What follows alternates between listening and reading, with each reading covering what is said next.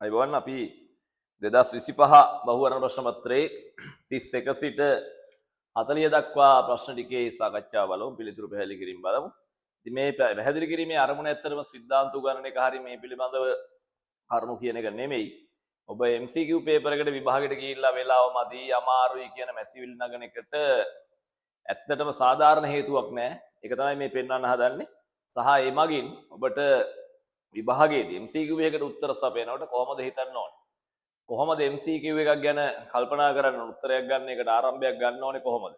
සුළු කිරීම අඩුවෙන්ම කරලා කොහොමද පිළිතුරක් ගන්නෙ? ඒ වගේ අඩුවෙන්ම කරනවා කියලා මම මේ කියන්නේ අඩුවෙන්ම ලියලා පිළිතුරක් ගන්න කොහොමද? ඒ වගේ කරුණු පැහැදිලි කිරීම තමයි මේකේ අරමුණ. ඒ නිසා මම මේක ඉක්මනින් ඒ කියන්නේ විභාගයට MCQ කරන්න ඕනේ විදියට MCQ විදියට කරගෙන යනවා. ඉතින් යම් කෙනෙකුට මේකේ අපහැදිලිතාවක් තියෙනවා නම් ඇත්තටම තියෙන තියරි ගැටලුව. ඉතින් ඔබේ තියරි කොටස අධ්‍යයනය කරලා නැවතත් මේ අපේ ස්පීඩ් එකට මේක හදාගන්න උත්සාහ කරන්න. බලමු අපි 31 වෙනි ප්‍රශ්නය. රූපයේ දැක්වෙන්නේ එකිනෙකට සමාන්තර පෘෂ්ඨ සහිත පාරදෘශ්‍ය ABCD සහ A යන ඒ කියන්නේ ABCD ආපහු ඒත් තියෙනවා. යන මාධ්‍ය පාරදෘශ්‍ය මාධ්‍ය ටිකක් තියෙනවා. ඒක වර්ණ ආලෝක කිරණයක පතේ වේලන තියෙනවා. මේ වගේ වර්තනාංක. ඉතින් අපිට මෙන්න මෙහෙම දේවල් පේනවා. දැන් මෙතනින් යනකොට අභිලම්බයේ දෙසට හැරිලානේ. එතකොට NAට වඩා NB වැඩි NA අඩුයි කියලා තේරෙනවා. ඊළඟට බලන්න C වලට යනකොට දැන් මෙහෙම හැරෙන එක මේ පැත්තට හැරිලා. ඒ කියන්නේ C අඩු වෙන්න ඕනේ තව වර්තනාංකය කියන්නේ Bට වඩා අඩු වෙන්න ඕනේ. හැබැයි ඒක Aට වඩාත් අඩු වෙන්න ඕනේ. මොකද මෙයාගෙන් මෙයාට යනකොට මේ හැරුණු ප්‍රමාණය අපගමනයට වඩා මේ අපගමනය වැඩි. ඒ කියන්නේ මේ දෙකේ වර්තනාංක වෙනස වැඩි කියන එකනේ. එතකොට C මීටත් වඩා අඩු වෙන්න ඕන. ඒතර අපිට සමහර උත්තර දැන් නිකම්ම අතහැරලා දාන්නත් පුළුවන්. ඊළඟට D වලට ගියොත් මොකද වෙලා තියෙන්නේ බලන්න. දැන් මේ සේරටම වඩා D මොකද වෙලා තියෙන්නේ? මෙයාට සාපේක්ෂව මෙයා ගොඩක් මෙහෙට හැරිලා. ඒතර C ට වඩා මෙයාගේ වැඩි. ඒ වගේම බලන්න සමස්තයක් විදිහට ගත්තට පස්සේ මේ A ගෙන් ඇවිල්ලා මෙයා B නේ. B ගෙන් මෙයාට හැරෙනකොට ඊටත් වඩා මෙයා අනිත් පැත්තට හැරිලා තියෙනවා. මෙතන ඉඳලා නෙමෙයි මෙන්න මේ යන්න ආපු ටිකෙන්නේ. එතකොට මොකද්ද වෙන්න ඕනේ එහෙනම් D එකේ වර්තනාංකය තව ගොඩක් වැඩි වෙන්න ඕනේ. ඒක මෙතනින් අපිට හිතන්නත් පුළුවන් දැන්. දැන් මේ AB දෙක සැසඳුවම තියෙන තත්ත්වයට වඩා මෙතන DA සැසඳුවමනේ. අපගමනය වැඩිනේ. ඒ නිසා මීටත් වඩා ND වැඩි වෙන්න ඕනේ. එතකොට ඉතින් හරි පහසුයි උත්තරේ 31 වෙනි ප්‍රශ්නේ එක උත්තරේ. 32 අරයාරවන සන්නායක වෘත්තාකාර පුඩුවක I ධාරාවක් ගලයි. ශ්‍රාවකනත්වයේ B වන ඒකාකාර චුම්බක ක්ෂේත්‍රයක පුඩුව තබා ඇත්තේ තලයේ ක්ෂේත්‍රයට ලම්බකයි. ආයි මොකද හිතන්නේ? තලයේ ක්ෂේත්‍රයට ලම්බකව තියෙනවා නම් ඒ වගේ පුඩුවක් මත සඵල චුම්බක බලය බිඳුව තමයි. ඕක ඉතින් අපි ඔය ගැල්වනෝමීටර ගැන කතා කරනකොට ඕනතරම් ඒ වගේ තැන්වලදී පැහැදිලි කරනවානේ පුඩුවක් මත ව්‍යාවර්තය ඒතර පුඩුවක් මත ව්‍යාවර්තය වගේම බලය ව්‍යාවර්තය බිඳුව වෙන්නේ නැහැ. සඵල චුම්බක බලය ඔය විදිහට බිඳුව වෙනවනේ. ඉතින් ඒක මේ පැහැදිලි කරන්න ඕන එකක් නෙමෙයි. 33 වෙනි ප්‍රශ්නේ බලන්න. රූපයේ දැක්වෙන කෙටි චුම්බකයක් නිශ්චලතාවයෙන් ආරම්භ කොට ඝනකම් බිත්ති සහිත සිරස් දිගු ඇලුමිනියම් නලයක අක්ෂය ඔස්සේ වැටීමට සලස්වනු ලැබේ. වායු ප්‍රතිරෝධය නොසලකා හරින පළමු තප්පරයේදී චුම්බකය පහත වැටෙන දුර. ඉතින් මේක පොඩි ට්‍රික් එකක් තියෙන්නේ ඇත්තටම මෙහෙමයි. දැන් මොකුත් මේකේ කොහොම නැතුව අවකාශයේ වැටෙන්න සැලැස්සුවා නම් පළවෙනි තප්පරයේදී ඕන වස්තුවක් වැටෙන්නේ මීටර 5යිනේ. ඒවා මේ ගණන් හදලා නිකන් මතකේ තියෙන්න ඕනේ. ලියලා බලලා බෑ මේ පේපර් එකක් වෙලාවේ. ඊළඟට දැන් මෙහෙම වුණාම මොකද වෙන්නේ? මේ ඇලුමිනියම් වලින් දැන් මෙයාගේ මේ ශ්‍රාව රේඛා තියෙනවනේ මෙහෙම. NC ටෙස්ට් දක්වා. ඒක මේ ඇලුමිනියම් කපාගෙන යනවා. ඒතර මේ ඇලුමිනියම් වල ඇති වෙනවා සුලි ධාරාවක්. එතකොට ඒ සුලි ධාරාවන් මගින් මොකද වෙන්නේ? මේ චලිතයට බාධාවක් ඇති කරනවා. එතන නිකන් අපිට සාමාන්‍ය අදහසක් තියෙන්න ඕනේ මේ දීපු එකේ. එතකොට අපිට අනිවාර්යයෙන්ම තේරෙනවා මොකද මේ බාධාව නිසා මෙයා යන්නේ 5 මීටර යන්න හිටියනේ. ඉතින් ඊට වඩා අඩු දුරක් තමයි අනිවාර්යෙන් යන්නේ. එතකොට එකයි. එතකොට එක ගණන් හදලා කියන්න බෑ. ඉතින් අපිට එහෙම දත්ත ටිකකුත් නැහැ. එහෙම දත්ත දුන්නයි කියලා මේක අපිට ගණන් හදන්නත් බෑ. ඒ නිසා අඩු එක තෝරගන්න දෙන්නේ එච්චරයි. වෙන මොකුත් ඒකේ හිතන්න දෙයක් නැහැ. අනික ඉතින් දැන් මේවා කවුරු හරි තෝරගන්න ඕන. ඉතින් අදාළම නැති කතාවක් නේ ඒක. ගුරුත්වයේ තෝරණයට වඩා වැඩි තෝරණයෙන් යෙදෙන්න බෑනේ. ඒ නිසා මෙතෙන්දී ඉතින් ඕකේ මේ තියරියස් ඇහෙන්න පැහැදිලි කරන්න ලොකු දේවල් රූපය අඳගෙන කරන්න ඕනේ. ඒක නෙමෙයි මෙතන. MCQ එකට උත්තරේ ගන්න හැටි මම මේ කියන්නේ. ඊළඟ බලන්න 34 රූපේ පෙන්වා ඇති පරිදි සංයුක්ත දණ්ඩක් ලෝහ දණ්ඩක් මේ විදිහට තියෙනවා හරස්කඩ අඩු වෙන විදිහට ක්‍රමයෙන් අඩු වෙන ආකාරයට හදලා තියෙනවා. ඒක සිලින්ඩරාකාර කොටසකින් සමන්විත වෙනවා. අවුරලා තියෙනවා මේ ටික. අනවරත අවස්ථාවේදී අක්ෂය දිගේ දුර සමග උෂ්ණත්වය. ඇත්තටම මේ දුර සමග උෂ්ණත්වය දක්වන ප්‍රස්ථාරයේ උෂ්ණත්ව අනුක්‍රමණයනේ. මේ එන්න මෙච්චරයි q බෙදීම t තාපය ගලෑමේ ශීඝ්‍රතාව ka θ 1 රින θ 2 බෙදීම l හරි d හරි වක් ගත. මේ තමයි අනුක්‍රමණය. දැන් මේ කොටස එන්න හරස්කඩ අඩු වෙනවා. මෙයා එන්න අඩු වෙනකොට මෙයා එන්න වැඩි වෙන්න ඕනේ. කියන්නේ උෂ්ණත්ව අනුක්‍රමණය වැඩි වෙන්න ඕනේ. මේ ටිකේදී හරස්කඩ නියතයි. ඒතර හරස්කඩ නියත නම් උෂ්ණත්ව අනුක්‍රමණයත් නියත වෙන්න ඕන ඔච්චරයි. උෂ්ණත්වයේදී අර පැත්තට යද්දි කොහොමත් අඩු වෙන්නේ බෑ. එතකොට උත්තර පහේ මෙහෙම තියෙනවා ඒක හරි. එහෙනම් අනුක්‍රමණය මුලින් වැඩි වෙමින් යනවා. මේ ටික අඩු වෙද්දි වැඩි වෙමින් යනවා. ඒ කියන්නේ මෙහෙම රේඛාවක්. ඊට පස්සේ නියත ඔහම රේඛාව. ඒතර උත්තරේ 3. 34 එතකොට උත්තරේ 3යි. 35 බලන්න. 35 වෙනි ප්‍රශ්නේ වීදුරු කේශික නලයක් අර්ධ වශයෙන් සිරස් අතර ජලයේ ගැඹුරට h ගැඹුරට ගෙල්ලුව විට ජලයට ඉහළින් කේශික උද්ගමනය h. එතන මේම නේද? ඔන්නෝම කේශික උද්ගමනය h තියෙනවා. මෙන්න මේ ද්‍රව කඳේ බර සන්තුලනය කරන්නේ මෙහෙම යෙදෙන පෘෂ්ඨඝාති බලයෙන්. ඉන්පසු මේකේ දිග දීලා තියෙනවා මේ L ගැඹුරකට ගිල්ලූ විටනේ. වීදුරු කේශික නලයක් අර්ධ වශයෙන් සිරස් අතට ජලයේ L ගැඹුරකට ගිල්ලූ විට මෙන්න මෙහෙම L ගැඹුරකට ගිල්ලලා තියෙනවා. මෙතන h ප්‍රමාණයක් තියෙනවා. හැබැයි මේ h ට වඩා L අඩුයි කියලා කියනවනේ. එතකොට බලන්න නලයේ කෙළවර ජලය තුලදී එක් ඇඟිල්ලකින් වසා ජලයෙන් පිටට ගනු ලැබේ. නලයේ සිරස්ව තබා ඇඟිල්ල දැන් මුදාලා හරිනු ලැබුවොත් ඉනික්බිති ජල කඳේ ඉතිරිව තියෙන උස්ස. මේමයිනේ. ඔය නලය දිග ප්‍රමාණවත්ව තිබුණා නම් මෙහෙම එළියට ගත්තට පස්සේ වෙන්නේ මෙන්න මෙහෙම මාවක දෙකක් තියෙනවා උපරිම වශයෙන්. එතන මෙන්න මෙහෙම පෘෂ්ඨඝාති බලය ඇති වෙනවා. ඒ කියන්නේ මේ වගේ දෙගුණයක පෘෂ්ඨඝාති බලයක් ඇති වෙනවා. එහෙම වුණා නම් 2h වෙන්න ඕන. එහෙම වුණා නම් 2h වෙන්න. හැබැයි මේ නලයේ දිග 2h ට වඩා අඩුයි. ඇයි? මේ h කියන එකට වඩා l අඩුයිනේ. මේකත් h වුණා නන්නේ. එතකොට මොකද වෙන්නේ? 2h උසක් රඳවා ගන්න තිබුණා. එහෙම නලයේ උස තිබුණා නම් ඒ විදිහට. හරිනේ. උස කියලා මේ අදහස් කරන්නේ අතර මෙන්න මේ h ටිකයි l ටිකයි. මෙතනින් පහළ තිබුණු උස. මෙතනින් පහළ තිබුණු ටික උඩ තිබුණු ටික නෙමෙයි. එතකොට ජල කඳ කා ඉහළ යන්නේ නැහනේ. එතකොට ඔතනින් පහළ h උසක් නැහැ. තියෙන්නේ l ධන එතනින් පහළ 2h උසක් නැහැ. තියෙන්නේ h ධන l කියන උස. ඉතින් ඒ ටිකේ විතරක් ද්‍රවය රැඳිලා තියෙනවා. මෙතන උඩ ටික කොහොමත් එහෙම තියේවි. එතකොට උත්තරේ වෙන්නේ l ධන h. මෙන්න මේ කෑල්ල h ට වඩා වැඩි වුණා නම් මේක මේ පැත්තට වුණා නම් උත්තරේ වෙන්නේ 2h. එහෙනම් ඉතින් 2h ප්‍රමාණය තියාගන්න පුළුවන් නේ. ඊළඟට බලන්න 36 රූපේ පෙන්වා ඇති පරිදි දිග L දිගකින් යුත් සැහැල්ලු පරිවාරක දණ්ඩක් මගින් ධන කිව්ව ආරෝපණයක් සහ ඍණ කිව්ව ආරෝපණයක් ඔය විදිහට විද්‍යුත් ක්ෂේත්‍රයක් තුල තියලා තියෙනවා. ප්‍රකාශ සලකා බලන්න. පද්ධතිය මත ක්‍රියා කරන සඵල විද්‍යුත් බලය ශූන්‍ය නොවේ නෑ. ශූන්‍ය වෙනවනේ. ඇයි? මේක ඍණ. එහෙනම් මේ පැත්තට F බලයක් ඇති වෙනවා. මෙයා ධන බලය ක්ෂේත්‍රයේ දිශාවට මෙහෙම ඇති වෙනවා. ඔච්චරයි. එතකොට ක්ෂේත්‍රයේ දිශාවටයි ප්‍රතිවිරුද්ධ දිශාවටයි. එතකොට මේ දෙක කැන්සල් වෙනවා. පද්ධතිය මත ක්‍රියා කරන සඵල ව්‍යාවර්තයේ ශූන්‍ය නොවේ. ඒක හරිනේ. දැන් මෙතන මේ දෙන්න අතර ලම්බක දුරක් තියෙනවා. එකම රේඛාවේ නෙමෙයි. ඒක හරි. 180 වෙනිට පද්ධතිය අස්ථායී සමතුලිතතාවක පවතී. මෙන්න මේ කෝණය 180 වුණා. මේ කෝණය 180 වුණා කියලා කියන්නේ මේ විද්‍යුත් ක්ෂේත්‍රය ඇතුලේ මෙන්න මෙතෙන්ට එනවා ධන ආරෝපණය, මෙතන ඍණ ආරෝපණය තියෙනවා. ක්ෂේත්‍රය මෙහෙට තියෙනවා. ඉතින් මේ වගේ අස්ථායීද කියලා බලන්න වෙන්නේ මොකද්ද? අපි පොඩි විස්ථාපනයක් දෙනවා මේක හැරෙන්න මේමනේ. ඔහොම. මෙතන ඍණ මේක ධනනේ. මේ බලය මෙහෙට මේ බලය මෙහෙට. අපි මේක මේ පොඩ්ඩක් මෙහෙට හැරෙව්වා මොකද වෙන්නේ? මේ දෙන්න එකතු වෙලා මෙහෙම ව්‍යාර්ථයක් හදන. තවදුරටත් එහෙටම හැරෙන. ඒ කියන්නේ කලින් පිටුම අස්ථායීනේ.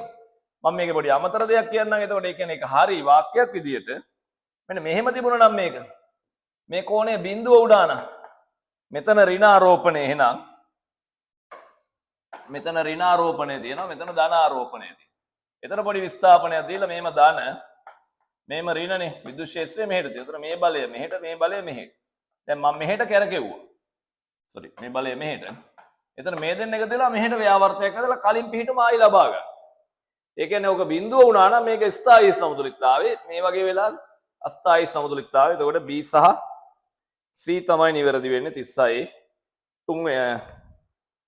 4වෙනි එක. 37 බලන්න. රූපේ පෙන්වා ඇති පරිදි අභ්‍යන්තර ආරයේ සහ බාහිර ආරය දෙකයි ඒ වන කුඩා සන්නාය ගෝලීය කබලක් අභ්‍යන්තර ආරය දෙකයි ඒ බාහිර ආරය අභ්‍යන්තර 3යි ඒ බාහිර 4යි ඒ වන විශාල සන්නාය ගෝලයක් සමග ඒක කේන්ද්‍රීයව තබා ඇත. අභ්‍යන්තර සහ බාහිර කබල වල සපලාරෝපණය පිළිවෙලින් ධන 2යි කිව් ධන 4යි කිව්වේ කේන්ද්‍රයේ සිට අරිය මෙන්න මේ දීපු අරිය දුරවල් වල සමග විදුලි ක්ෂේත්‍රය වෙනස් වෙන්නේ කොහොමද කියලා අහන්න. දැන් කොහොමත් අපිට තේරෙන්න ඕනනේ දැන් මේකේ මේ විදුලි ක්ෂේත්‍ර තීව්‍රතාව මෙන්න මේ ටිකේ දැන් මෙතන ධන 2යි කිව් දුන්නා මෙන්න ඒ ධන පැතිරෙන්නේ මෙහෙන්. ඕමනේ වෙන්න ඕනේ. එතකොට මේ ඇතුළේ විදුලි ක්ෂේත්‍ර තීව්‍රතාව බිඳුවයි. එහෙන් බලලා අපි සමහර උත්තර ඇතෑරලා යනවා. ඇතුළේ කියන්නේ අර 2යි a වලට මෙනකම් බිඳුවයි. මෙහෙම කපල දැම්ම ඒක බැලුවම පේනවා මොකද මේ එක උත්තරයනේ එහෙම දීලා තියෙන්නේ. ඒතර කොහොමත් ඒව ගැන ආයි හිතන්න දෙයක්වත් නැහැ. එතකොට දැන් හිතන්න මෙතන ආරෝපණය තමයි මෙන්න මේ ආරෝපණය තමයි මෙතන තීව්‍රතාවට අදාළ වෙන්නේ. ඒතර ඔතන තීව්‍රතාව සමානුපාතික වෙනවා. දැන් 1/4 එප්සයිලන් කියලා අමතක කරලා දැම්මොත් q බෙදීම r වර්ගනේ. එතන මෙතන q කියන්නේ අර කියපු දෙකනේ. දෙකද? ඔව් දෙකයිනේ. එතන දෙක බෙදීම 2r ගේ වර්ගය. sorry 2a ගේනේ. 2a ගේ වර්ගය. ඔන්නෝමනේ වෙන්නේ මේ සමානුපාතික වෙන්නේ. එතන මේකේ එළිය සපලාරෝපණය කිය දැවුවොත් මෙච්චරයිනේ. මෙතන ධන 2 නිසා ඒකට හරියන්න මෙතන ඍණ 2ක් ප්‍රේරණය වෙනවා. එතන මේ අවකාශයේ විදුලි ක්ෂේත්‍ර තීව්‍රතාව අඩු වීගෙනත් යනවා. මම ඒක දැන් උත්තරයකට ආවේ නැහැ. විදුලි ක්ෂේත්‍ර තීව්‍රතාව අඩු වීගෙනත් යනවා. ඊට පස්සේ ආයේ මේ ඝන ටිකේ බිඳුව වෙන්නත් ඕන. සන්නායක ඇතුලේ විදුලි ක්ෂේත්‍ර තීව්‍රතාවක් තියෙන විදියක් නැහැනේ. එතන මෙතෙන්ට ධන 2ක් වෙලා මෙතන ඍණ 2 වුණොත් ප්‍රේරණයෙන් එළියට ධන 2ක් එනවනේ. මේකට දීපු ධන 4කුත් තියෙනවනේ. හරිනේ. එතන ධන 6ක් එනවා. එතන මුළු ආරෝපණය 6යි දුර වෙනවා. එතකොට කීයක්ද? 4යි a ගේ වර්ගයනේ. ඕන්න ඔහම නෙවෙයි. එතකොට ඒ සමානුපාතික වෙන්නේ. 1/4 එප්සයිලන් ලියලා නැහැ. පොඩ්ඩක් අර මම අගෙන් දෙක සසඳන්න තමයි මෙතන ගත්තේ. එහෙමනොත් දැන් බලන්න මෙතන එන්නේ දෙක බෙදලා දෙකේ වර්ගය කියන්නේ 4යි. ඒතර භාගයක් වෙනවනේ මේක. මෙතන එනවා එතකොට මොකද්ද? 4 වර්ගයක් 16න් 6ක්. 16න් 6ක් කියලා කියන්නේ එතකොට කීයක්ද? 8න් 3ක් නේ. 8න් 3ක්. එතන මෙතන නම් 8න් මේක 4න් 8න් 4ක් නේ. එතකොට බලන්න දැන් මේකට වඩා මේක මොකක් වෙන්න ඕනේ? අඩු වෙන්න ඕනේ. ඒක පැහැදිලිනේ. ඒ යගේ අඩු වෙන්න ඕනේ. මෙතන 8න් 4යි 8න් 3යි. එතකොට දැන් ගත්තොත් එහෙම අපිට ඒ වගේව ගන්න වෙන්නේ. දල වශයෙන් හිතන්න පුළුවන්. පස්වෙනි එක වෙන්න බෑ. නිකම් මෙහෙම කපලා දාන්න වෙනවනේ. මේක වෙන්න බෑ. අඩු වෙන්න ඕන. මෙන්න. ඔන්න ඔච්චරයි. ඉතින් එහෙම අපිට හරි සරලව මේකේ උත්තර එහෙම හිතලා ගන්න පුළුවන්. මොකද මේකට වඩා මේක අඩුයි කියලා පේනවනේ. ඉතින් වෙන එහෙම ඒවා නැහැ. ඊළඟ ප්‍රශ්නේ බලන්න. කුඩා ගෝලයක් වෙන්න ඕනනේ. sorry. කුඩා ගෝලයක ද්‍රව්‍යයේ ඝනත්වය 1200 වේ. කුඩා උස මිනුම් සරාගති ජලයේ මතු පිට ගෝලයේ තබා අතහැරියට 24 ආන්තර වේගයට ළඟා වේ. ජලයේ ඝනත්වය 10යි දුෂ්‍රාවිතා සංගුණකය එක වාරයක් 10^3යි පැස්කල් වේ. 800ක ඝනත්වයක් සහ දෙක වාරයක් 10^3 දුෂ්‍රාවිතා සංගුණකයක් ඇති අයිසෝප්‍රොපයිල් වලින් පුරවා එම ගෝලයේ මතු පිට තබා අතහැරියොත් ආන්තර වේගය.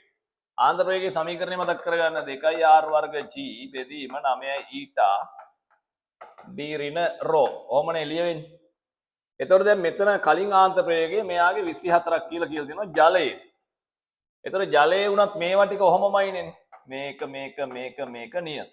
9 2 සංඛ්‍යා මේක g නියතයක්. එම ගෝලයමනේ අතහරින්නේ. ඒ නිසා ඔතනින් වෙන ගන්න දෙයක් නැහැ. දැන් අපිට ගන්න තියෙන්නේ මේ දුෂ්‍රාවිතා සංගුණකේ. ජලයේ එක වාරයක් 10^3යි. මෙයා එක වාරයක් 10^3යි. ඒ කියන්නේ මේ ඊළඟ එකට යනකොට මේ ඊට දෙගුණ වෙනවා. ඊට දෙගුණ වීම ආන්තර ප්‍රවේගයේ භාගයක් වෙන්න හේතු වෙනවා. ඊටසේ ඝනත්වය ජලය 1000යි මෙයා 1200යි. මෙයා 1200යි ජලය 1000යි. එතකොට එතන මේ වෙලාවේ වෙනසක් තියෙනවා 200ක්. වෙනසක් තියෙනවා මෙන්න මේ පදය 200ක්. එතන අයිසෝප්‍රොපයිල් වලට ආවම 800ක ඝනත්වයක් තියෙන එකෙන් පුරවලා තියෙන්නේ. මෙයා කොහොමත් වස්තුව 1200යිනේ. එතන ඒක 1200යි මේක 800යි. එතන 400ක වෙනසක් තියෙනවා. එතකොට මේකේ මේ පදය දෙගුණ වෙලා. එතකොට ඒක ආන්ත ප්‍රයෝගයේ දෙගුණ වෙන්න හේතු වෙනවා. එතකොට මේ දෙකට මේ දෙක කැපිලා ගියා. තිබිච්ච 24ම තමයි. ඉතින් මේ ප්‍රශ්න දීලා තියෙන්නේ බලන්න අගයන් අරව මේ දුන්නට මේ ඉතින් එහෙම හිතන්න දේවල් නෙවෙයිනේ. ඉතින් ඔහොම කෙටියෙන් උත්තර ගන්න ඔයගොල්ලෝ ප්‍රැක්ටිස් කරලා තියෙන්න ඕන. ඉතින් ඒකට උදව්වක් වෙන්න අපි මේ බහුවර්ණ ප්‍රශ්න පත්‍රයට උදව්වක් පොත ලියලා තියෙනවා. මේක ඔබ අනිවාර්යෙන් අරගෙන කරන්න මේ MCQ වලට තියෙන ගැටලු, වෙලාවමදී කියන ගැටලු බොහොමයක් මේකෙන් විසඳෙනවා. ඒ කියන්නේ අපිට විභාගයට තියෙන මේ පොඩි කාලේදී වුණත් මේක පාවිච්චි කරලා ලොකු ප්‍රයෝජනයක් ගන්න පුළුවන්. 27 වගේ විභාගයට මේ ලියන්න බලාපොරොත්තු වෙන දරුවෙකුට නම් අවුරුද්ද පුරා මේක භාවිතා කරලා ඊටත් වඩා ලොකු ප්‍රයෝජනයක් ගන්න පුළුවන්. ඉතින් ඔබට පේනවා ඇති මේ MCQ විසඳනකොට මේවට තියෙනවා මෙහෙම ක්‍රම. ඉතින් මේවා ගොඩක් අය පුරුදු වෙලා නැහැ බෝඩ් එකක දිගට ලියලා නැත්නම් පොතක දිගට ලියලා උත්තර ගන්න තමයි ගුරුවරු ළමයි හැමෝම පුරුදු වෙලා ඉන්නේ. ඉතින් එතකොට මේවට වෙලාව මදි වෙනවා. ඉතාලම කෙටියෙන් විසඳන්න මේවා තමයි තියෙන ක්‍රම. ඉතින් ඒ වගේ දේවල් පැහැදිලි කරපු ප්‍රශ්න 300ක් 300ක විවරණයක් මේ පොතේ තියෙනවා. මේ පොත ගැන ඩිස්ක්‍රිප්ෂන් එකේ විස්තරය තියෙනවා.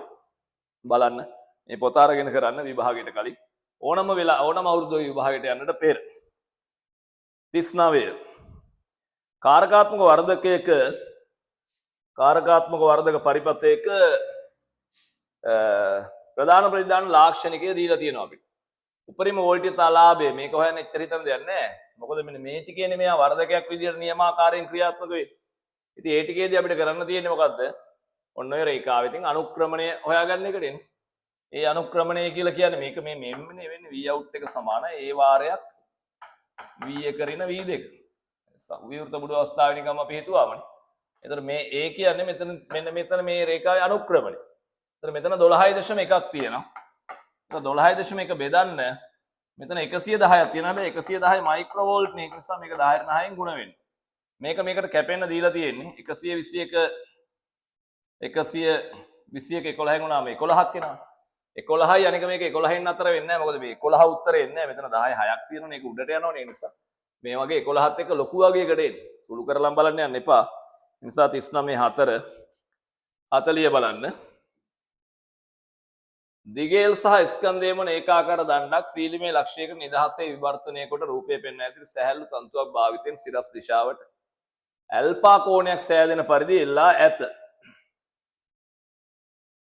ස්කන්ධය එම්මන කුඩා මැටි ගුලියක් වී වේගයෙන් තිරස් දිශාවට චලනයේ දණ්ඩේ නිදහස් කෙළවර වැඩි එහි ඇලේ. මැටි ගුලිය ලක්ෂීය ස්කන්ධයව උපකල්පනය කරන්න ගැටීමෙන් මොහොතකට පසු පද්ධතියේ කෝණික ප්‍රවේගය කුමක්ද? ස්කන්ධයෙන් සහ දිගේල් වන ඒකාකාර දණ්ඩක අවස්ථිති කූර්ණය කෙලවරක් වට අවස්ථිති කූර්ණය 3.1 ml වර්ග දීලා තියෙනවා. ඉතින් මේක වටා කෝණික ගම්‍යතා සංස්ථිතිය දාන්න. මෙයාට තියෙනවනේ mv රේඛීය ගම්‍යතාවක්. මෙතන දුරක් තියෙනවනේ l මෙතන l පයින්ද l cos alpha. ඒතකොට යාගේ රේඛීය ගම්‍යතාව ලියන්න පුළුවන්. සෝරි කෝණික ගම්‍යතාව මෙන්න මේ විවර්තන ලක්ෂ්‍ය O කියලා ගත්තොත් O වටා mv වාරයක් l cos alpha. right. ඒක කොහොම ලියුවා? ඊට පස්සේ මේක වැදුණු ගමන් මේ තන්තුව බුරුල් වෙනවා. එතකොට දැන් මෙතෙන්දි මේ අපිට බර සැලකිල්ලට ගන්න අවශ්‍යතාවයක් වෙන්නේ නැහැ. මොකද මේ ඊටාම කුඩා කාලයක සිදුවන සිද්ධියක්. ගැටුමට පෙර පසු කියලා කියන්නේ ඊටාම කුඩා කාලයක යෙදෙන ආවේගී බල නැත්නම් ආවේගී බලයන් ව්‍යාවර්තයන් යටතේ ක්‍රියා කතා කරන්නේ. ඒ නිසා මේ දණ්ඩේ බර මෙතන සැලකිල්ලට ගන්න අවශ්‍ය වෙන්නේ නැහැ. ඉතින් මෙයා සමාන කරන්න දැන් පස්සේ දණ්ඩේ කෝණික ගම්‍යතාව වෙනවා 3න් 1යි ml වර්ග. ඒ කියන්නේ අවස්ථිති කූර්ණය. ඒ වගේ මේ අංශුවට දුරක් තියෙනවනේ l. එයාගේ ml වර්ග. ඔන්න ගැටුමෙන් පස්සේ මුළු අවස්ථිති කූර්ණය මේක කෝණික ප්‍රවේගයෙන් ගුණ කරන්න. එතකොට ගම්‍යතාව වෙනවා. එතකොට ඉතින් බැලුමට මේක තේරෙනවා. මොකද අර cos alpha එක එන්න ඕනේ. ඒ නිසා අපි මේ උත්තර දෙක අයින් කරලා දානවානේ. ඒ වගේම දැන් මේක මෙහෙට ගුණ වෙනවනේ 3ෙන්. ඒ නිසා මේක අයින් කරලා දානවානේ. ඊට පස්සේ දැන් මෙයා 3ෙන් ගුණ වෙන 3 පොදු හරයක් ගත්තාම මෙතෙන්ට 3ක් එන්න ඕනනේ. එතකොට ඒ නිසා මේක තමයි උත්තරේ වෙන්නේ. ඔන්නෝමයි ඉතින් MCQ වලට උත්තර ගන්න. ඉතින් අපි බලමු 41 50 ප්‍රශ්න ටික ඊළඟ වීඩියෝ එකේදී.